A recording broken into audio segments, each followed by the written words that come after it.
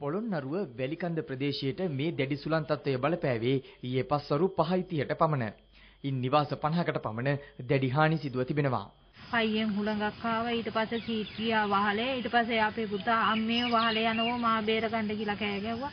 පොළොන්නරුව මඩකලපුව ප්‍රධාන මාර්ගයේ බෝවත්ත සෙවණපිටිය ප්‍රදේශයේ ගස් කඩා වැටීමෙන් රථ වාහන ගමනාගමනයේද අඩාල වුණා.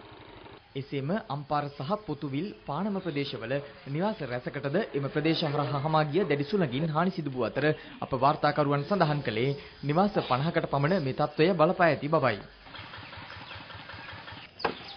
කාලගුණ විද්‍යා දෙපාර්තමේන්තුව සඳහන් කළේ මේ දිනවල සවස් වරුවේ ඇතිවන වැසි සහිත කාලගුණ තත්ත්වය හේතු කොටගෙන මෙවන් තද සුළං තත්ත්වයක් ඇති වූ බවයි. අද දිනේද සවස් වරුවේ දිවයිනේ ප්‍රදේශ රැසකට වැසි ඇතිවිය හැකි බව කාර්යයේ නියුතු කාලගුණ විද්‍යාඥ මෙරිල් මෙන්ඩිස් මහතා සඳහන් කළා. ඊයේ දිනේ තුල අකුණු සැර වැඩිමෙන් පුද්ගලයන් දෙදෙනෙකුද ජීවිතක්ෂයට පත්ව තිබෙනවා.